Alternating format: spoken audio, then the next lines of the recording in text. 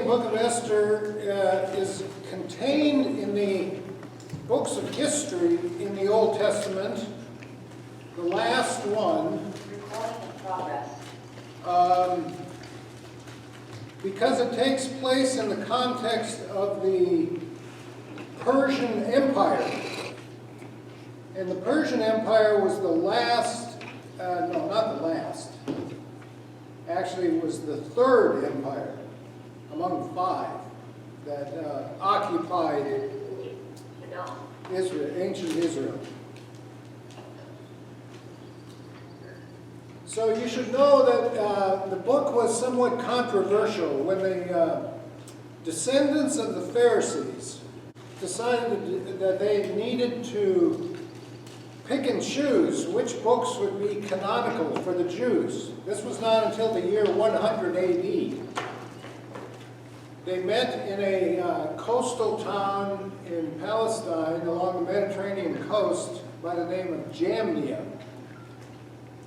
Now, there already was an Old Testament.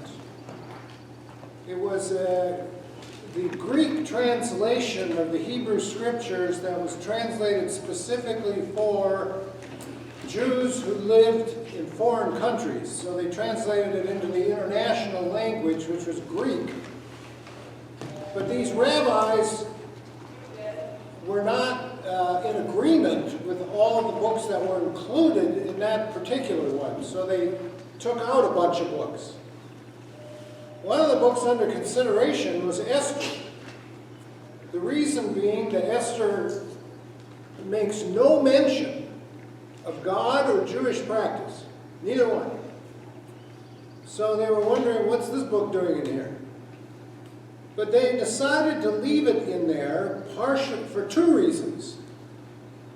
Number one, Esther, while it doesn't have anything to do with explicitly talking about Jewish practice or belief or God or anything like that, anything religious specifically, it is a story about a person who needs to take action to stop the spread of an evil that was being perpetrated on the Jewish people in the city of Susa.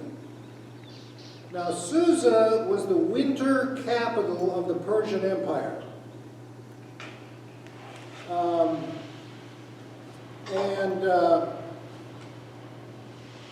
It contains a famous phrase. In a time such as this, perhaps you've heard that people use that phrase before. The phrase is intended to mean if you have an opportunity to stop an evil from spreading, then you should do it. Okay, so in a time such as this. So that is consistent with the message of the prophets, of course. So in that sense, it has a connection to the Hebrew Scriptures, but it doesn't explicitly talk about the prophets. Secondly, the Book of Esther is the book about how the Jewish holiday of Purim started. P-U-R-I-M. Purim, I'm not sure exactly how the people pronounced it, but we'll get to that toward the end of the story. Okay, so a couple of things to mention first. This is not historical. This is a story, just like Jonah. This is not a... We don't know if there's a kernel of historical information in here that actually took place, but it's unlikely. Because the king that's mentioned here is a king that never existed. This king Ahasuerus. So, most scholars think the king being referred to as King Xerxes. He was like, he took over ruling the Persian Empire after Cyrus, who was the guy that conquered the Babylonians in 539 BC and allowed the Jews to go back to Palestine. So there were two waves of when the exiles returned to Palestine. One took place between 538 and 515 BC under the direction of Ezra and Nehemiah. And the other one took place and left from the city of Susa, again, the winter capital of the Persian Empire. That took place between the years 457 and 428 BC. So there were two groups of Jews that returned back to Palestine. Now, it's important to remember that a lot of Jews did not want to return. And the reason they didn't want to return is twofold. Number one, they built a prosperous life in the country where they were. So there were this is the fourth generation of Jewish exiles in this story. So they already built a prosperous life. Why would they give all that up? Secondly, if they went back to Palestine, they'd start from scratch in the Judean desert, where it's hard to earn a living. So why do that? So this marks the beginning of the Jewish diaspora, meaning that the Jews do not just live in their own homeland, they live all over the place. Okay, this marks the beginning of that. And it's been that way ever since. So today, you have more Jews in America than I think in Israel. That may have changed, I'm not sure. But there are also Jews all over. And there's Jews back in Germany, for that matter. So, okay, so who's Esther? Esther was an orphaned Jewish girl who was being raised by her cousin, a guy by the name of Mordecai. Mordecai worked for the king of Persia. It doesn't say exactly what he did. But he was probably an accountant or something like that. Kept the books, maybe, I don't know. In any case, Mordecai and his wife raised Esther, this Jewish girl who was orphaned because her parents died when she was just a baby. And they taught her how to be a Jew, what it meant to be a Jew. So the story is partly about Esther and what happens to her, but the story is also about human nature and the dangers of humanity's weaknesses, foibles, especially the danger of having an oversized ego. Okay, so, and it's a story with a lot of twists and turns in it. So you got to pay attention to each part of the plot or you're going to lose track of it really fast. It's rather intricate. All right, the first scene takes place in the king's court. This is King Xerxes. The king is extremely wealthy because he's plundered all these nations he's conquered. Okay, so he's got tons of wealth. He wants to show it off. So he throws a banquet that's going to last an entire week, 7 days long banquet. And he invites his governors, his ministers, his officials. He's got servants, eunuchs, all kinds of people. Golden goblets filled with unending wine, more food than you can imagine. He's throwing this big banquet, male-only banquet.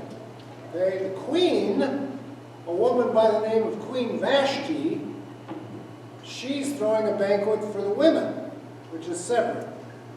All right? It's kind of like Orthodox Jews. When you go into an Orthodox Jewish synagogue, you got the men on one side and the women on the other side. So, at the end of the 7 days, the king decides he wants to show off his queen. So he tells one of his eunuchs, and there's tons of eunuchs, by the way. He tells one of these eunuchs to go to the queen, tell her to put on her robes and her golden crown, and to come to where all the men are, so he can show off her great beauty, right? Well, unfortunately for Queen Vashti, she refuses to come. And this puts the king in a rage, okay? He's absolutely infuriated with his wife. Who is this who's being disobedient to the king? You just didn't do that in those days. So he's sitting there wondering what to do about it. Finally, he summons his sages. Okay, now think about the wise men in Matthew's gospel. They came from this area. Okay, those kind of people. Except sages at the time of the king, while they were expected to give the king good advice, they knew that if they got on the wrong side of the king, it would be off at their heads, so they gave the king the advice that they thought he wanted to hear. That's what they did. So the king asked the sages, what should I do about this disobedient queen? And here's what the sages say. If word gets out that the queen got away with being disobedient to the king, then wives everywhere will become deaf to the wishes of their husbands. So they tell the king that this would be a disastrous development for the kingdom. Therefore, according to their wise counsel, the king should issue an edict that Queen Vashti will no more be allowed in the presence of the king. Moreover, he will remove her as queen of the realm and replace her with someone else. That way, the sages reasoned, all women who hear the proclamation will honor their husbands. Can you imagine that happening today? Okay, well, in any case, this idea pleased the king, so he sent out a proclamation, and the way they spread the news in those days is it was kind of like the Pony Express. They had stages, you know, with guys on horses. And the proclamation would pass from one to the next, and the horse would be a fast steed that would go to the next place, and then the next place, and then the next. Pretty soon, the whole realm heard of the king's edict. Except now the king got depressed because he didn't have a queen anymore. Kings have to have queens. This even though the king had a harem. All right? And the harem had lots of women in it. And he also had a second harem, which he called the concubines.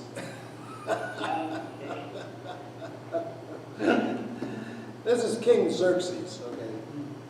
So,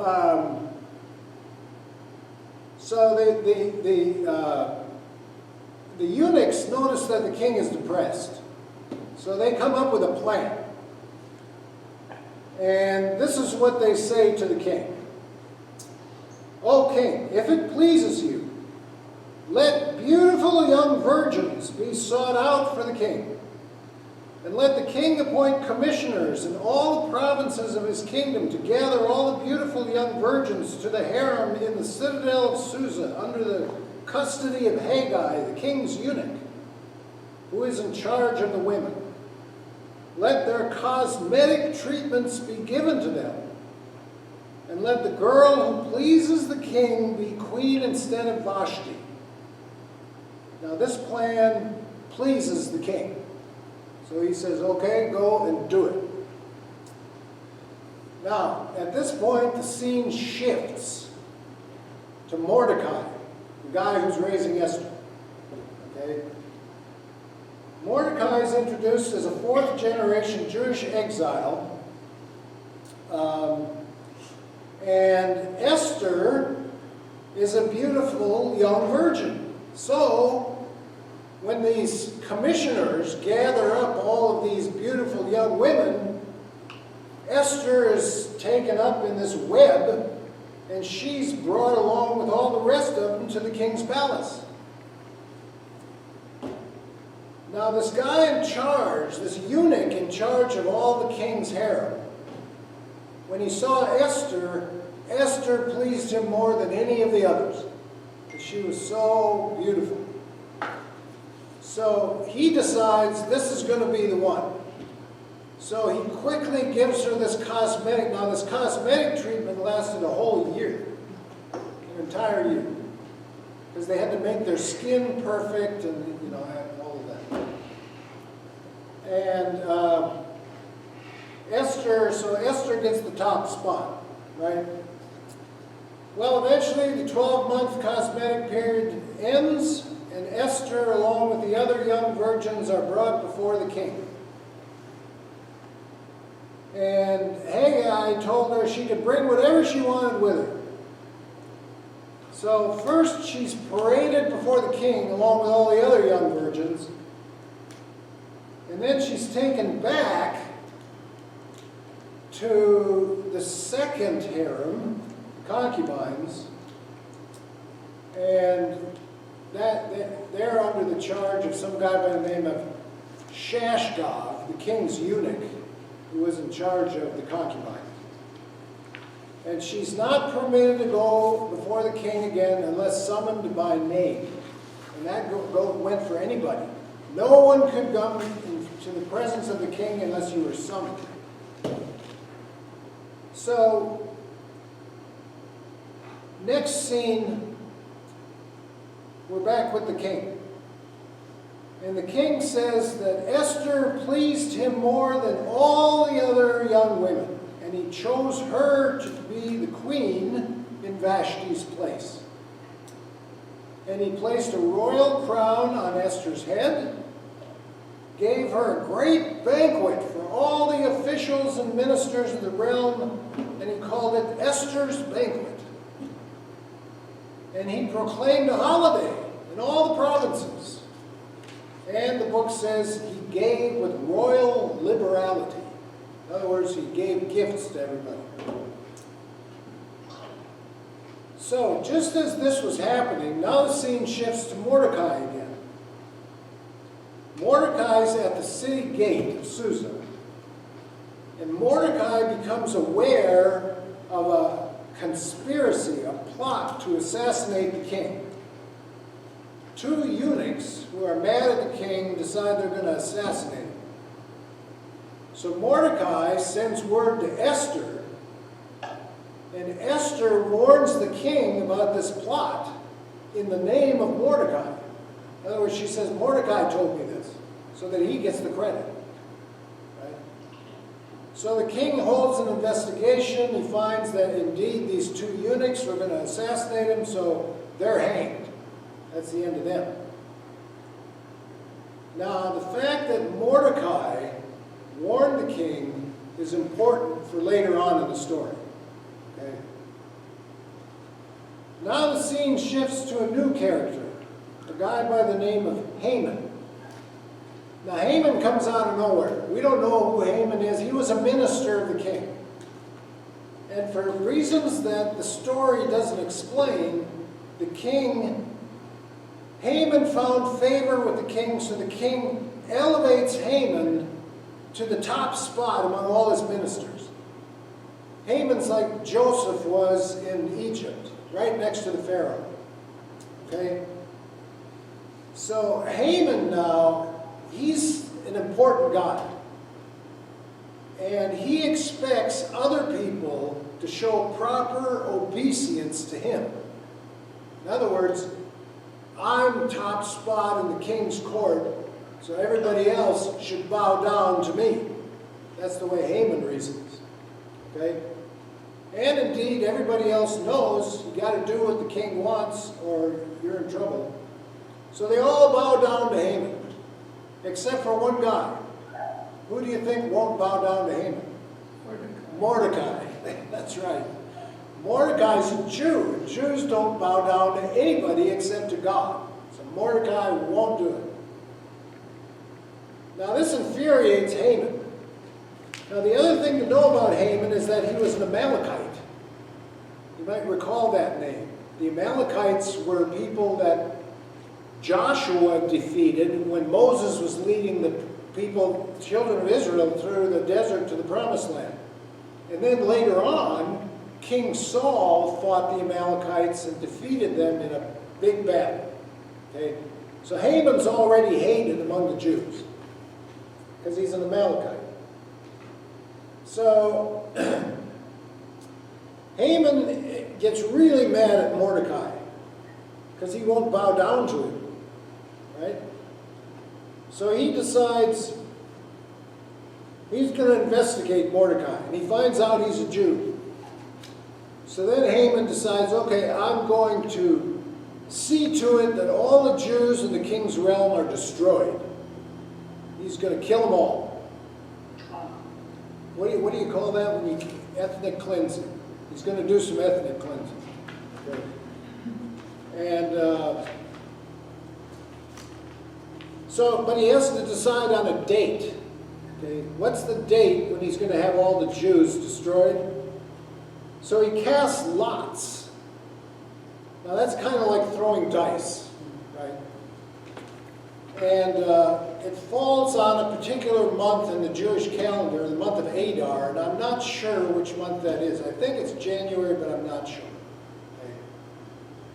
But in any case, the Persian word for casting lots is P-U-R, pur. Now keep that in mind because that becomes the name of the holiday, pur. So, how's Haman going to go about getting rid of the Jews? Well, he goes to the king. Now, this was a problem the Jews have had throughout history. Anti-Semitism has been a problem from way back, okay? And some of the reason for it is as Haman tells the king, he says, there's a group of people in your kingdom who have laws and customs that are different from everybody else.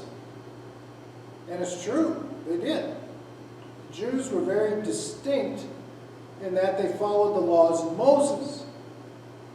Everybody else's customs were different. So Haman says to the king, it's intolerable that you should have these people in your realm who are following different laws and customs than everybody else. So if it pleases the king, says Haman, I will see to it that there's money in the treasury to hire people to destroy all the Jews. So the king says, all right, and he issues an edict. On this particular date, in Adar, the month of Adar, all the Jews will be destroyed. Right? Okay. Now the scene shifts again back to Mordecai. Mordecai finds out about this plot to kill all the Jews. And in response, Mordecai tears his clothes and puts on sackcloth, which was an external way of showing people you were in grief. Esther finds out, and all the other Jews, see, the edict of the king got spread, right? So all the other Jews did the same thing, all over the empire. So Esther gets word that Mordecai is in grief, wearing sackcloth. So she calls her eunuch, one of 7, and she sends him to Mordecai with new clothes. Mordecai refuses the clothes. So then Esther asks Mordecai, what's going on? And Mordecai shares the king's edict with Esther, that all the Jews are going to be destroyed in the month of Adar. And that Haman is behind the conspiracy. Okay. So Mordecai tells Esther, look, Esther, you're the only person who can save your people. And that's where this phrase comes from. In a time such as this, you have to act, even if it puts you in danger. You have to act to save your people. So Esther tells Mordecai in return, she says, Mordecai, do you realize that it's not legal for me to come before the king unless the king invites me by name? And Mordecai says again, You're our only hope, Esther. Figure out a way to do it. Esther says, okay. So she makes a plan. Okay? Esther has a very involved plan. So what Esther does first is the dangerous part. She goes before the king, but first she puts on her royal robe, so she looks like a queen. The king sees her at the doorway to his chamber, and she's so gorgeous that he smiles and holds out his scepter. You see, when a king holds out his scepter, that's an invitation to come in. So he says to Esther, Esther, it pleases me to see you. So she comes in and she touches the scepter.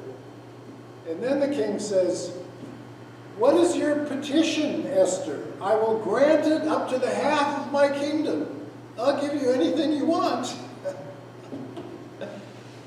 And Esther says, O king, if it pleases the king, I want to hold a banquet for the king and Haman. And the king he feels really good about that. Oh, my queen's going to hold a banquet for me and Haman. So he tells Haman, Haman, get ready. We're going to the queen's banquet. And so they get to the banquet. The king is drinking his wine. And he says to Esther again, Esther, what is your petition?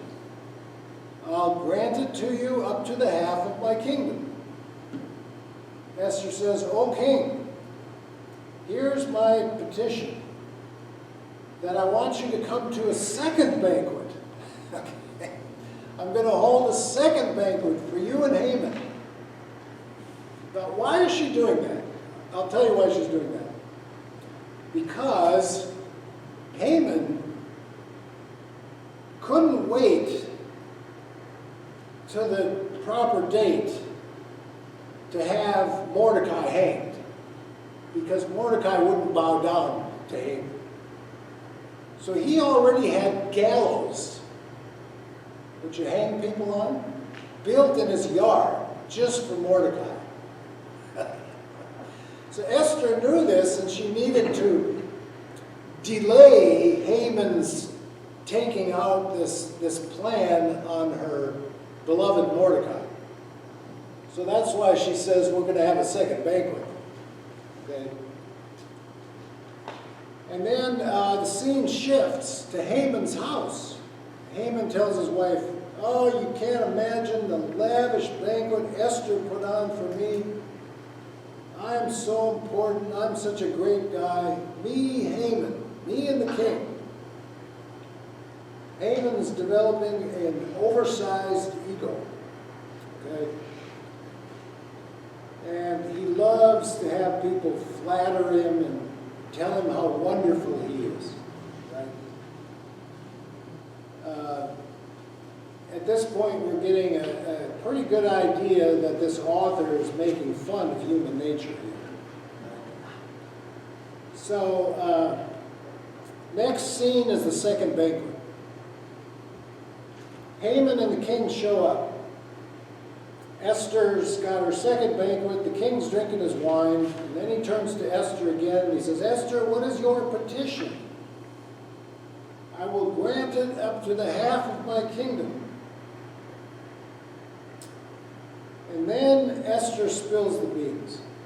She says, O king, there's a plot to destroy my life and the life of my people. Now the king knows she's a Jew, even though Mordecai had told her, don't tell the king you're a Jew. But he knows she is. And she says, there's a plot on the part of on the part of a man in your kingdom to kill all my people. And the king says to her, who is this man? O king, this man is Haman. The king is infuriated, enraged. And he gets up and walks into the palace gardens by himself to think about what he's going to do, right? Then he comes back. And in the meanwhile, Haman, because he knew his life was threatened, tries to beg Esther to spare his life. And in order to do that, he jumps on the couch where Esther is sitting. The king walks back in and he says, "Will you assault even my wife?"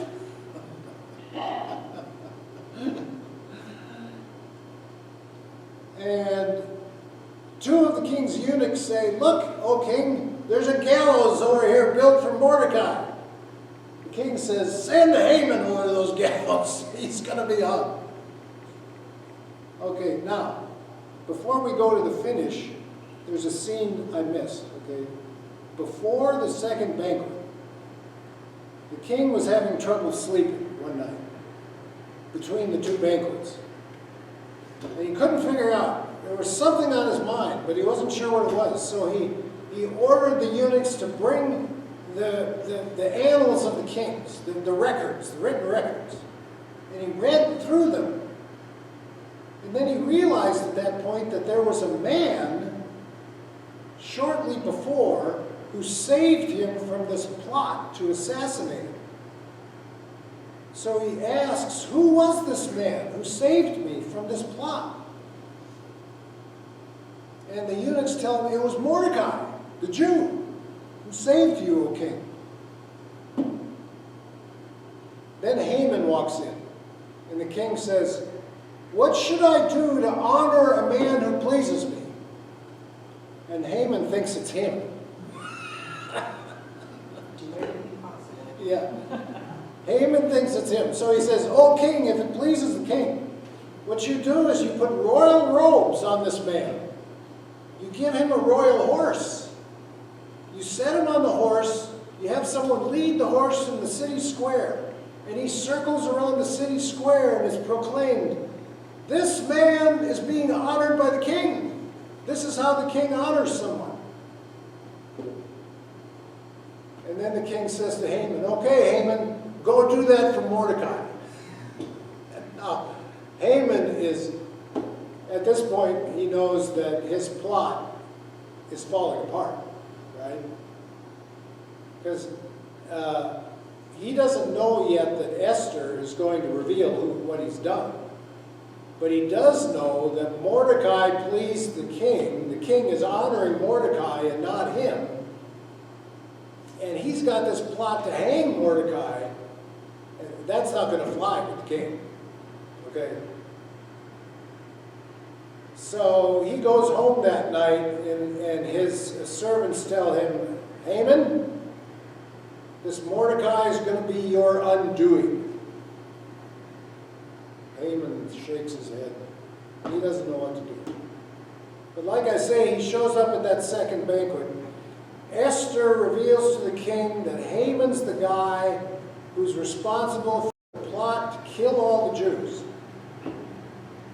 So the king, like I said, had Haman hung on the gallows that Haman had made to hang Mordecai. So Haman was hung and Mordecai was honored. Now, the unfinished business is that Esther has to figure out a way to save the Jews, because at this certain date, they're going to all be annihilated.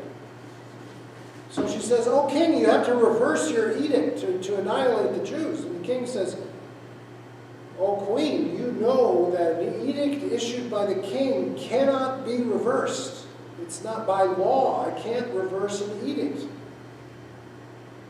So then Esther says, "Okay then, king, here's what we need to do. You need to arm the Jews before this date so that they can fight back against those people who want to kill them all." And the king says, "Esther, you write the edict and I'll approve it." So Esther writes an edict that all the Jews are to be armed against the people who are going to destroy them. Okay, then the date for their destruction arrives, And according to the story, the Jews slaughter hundreds, if not thousands of people who attack them. But they don't plunder their property. For whatever reason, the Jews wouldn't do that. They were told by the king they could plunder if they wanted to, but they didn't. So, but they do destroy the people who were going to destroy them. All right? So, on this happy day, which was going to be the day of the Jews' destruction, it becomes the day of their deliverance. And in the last chapter, it says, Mordecai suggests that this day needs to be a permanent Jewish holiday. A day that we commemorate for every generation so that the Jewish people never forget it. That on this day, Queen Esther enabled us to defend ourselves so that we were not annihilated and destroyed. And the name of this festival will be Purim, P-U-R-I-M. And on this day, it will be a day of feasting and sharing meals with one another, especially the poor. The poor need to be fed. So there's another reference to the prophets right there. A holiday is declared, which the Jews do observe to this day. But I did talk with an Orthodox Jew once, and I asked him, what do you guys do on Purim these days? He said, oh, it's kind of a low-key celebration. A lot of people just give candy to the kids, kind of like Halloween. Okay, so it's not a big holiday for them, but they do observe it. Yeah, they do observe it. And the story ends with saying that the story of Mordecai is contained in the annals of the kings of the Persians to this day, because he saved his people and delivered them from annihilation. The end. Is the Purim in the 12th month? Is it in December? No. Because I'm just reading in here that it says the 13th day of the 12th month. Well, maybe it is. Maybe you're right. That brings it pretty close to Hanukkah. Yeah. Yeah, it brings it very close to Hanukkah. I'm not sure because it's not a major Jewish holiday. It doesn't get any publicity to speak of. I've seen it listed on some calendars. Have you? Yeah. It was seen listed on a few of them. I'll ask my neighbors. Yeah. Are they Jews? Yes. Yeah. From Israel. Ask them, to what degree Yeah. ordinary Jewish people celebrate this thing. Yeah.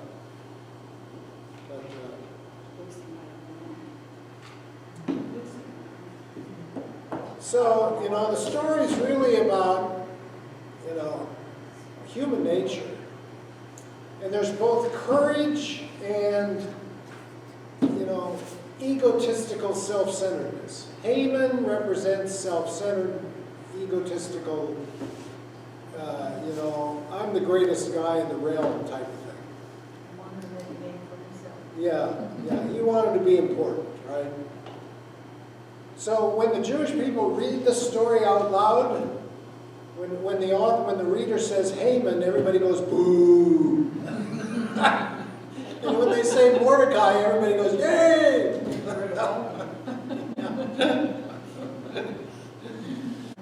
So the question we need to ask ourselves after reading this book is there ever been a time in your life when you felt that you had the opportunity to do something about something bad that was happening, and you acted? That's the question we ask ourselves. That's the question the book raises. Esther stepped up to the plate, so it's a book about courage too. And she did something that was potentially dangerous She went to the presence of the king without permission. So luckily, the king just adored her, so it was not a problem.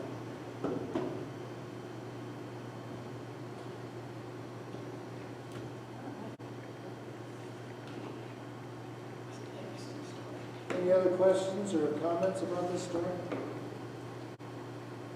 What do you think of this story? I think it's a beautiful story. Yeah? Okay.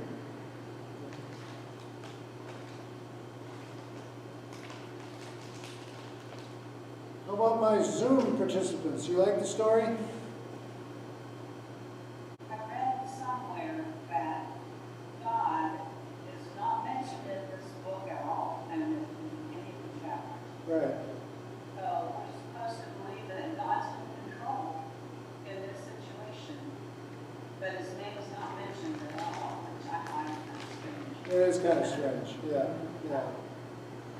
Yeah, but I think probably the author of this book, and it would have been written in post-exilic times, so 4th century, no, maybe 5th century BC.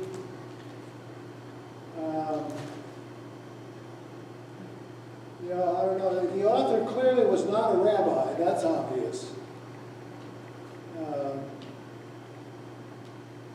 But perhaps the author assumed people would think that God was in control of events.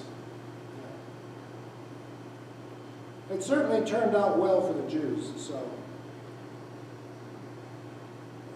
they would have, at that time, had something like this happen, they would have given credit to God that it happened. They certainly would have done that. Another lesson might be that God uses even people who are not believers. That's very true, Sharon. Yeah. Yeah, the Jews to this day honor King Cyrus, the Persian king, and call him an instrument of the Lord. Yeah. Because he, told them they could return to their homeland. So. Even modern day Israel honors King Cyrus.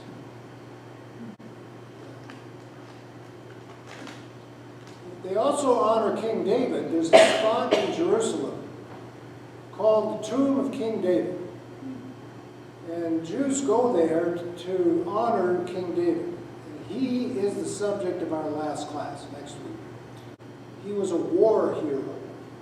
So there's blood in the story. He made war on people. And that's how he extended the kingdom as far as he did. So we honor David as the author of Psalms, like the 23rd Psalm and so forth.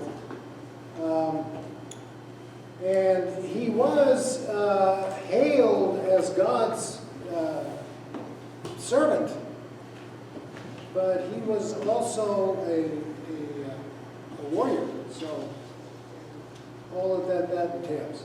So we'll wrap up our midweek classes next week with King David. If you want to read about King David, you have to go 2 Samuel and 1 Kings. 2 Samuel and 1 Kings, and you'll read all about David. Okay? All right. Thanks for joining us, everybody. Thank you. You're welcome. Bye-bye.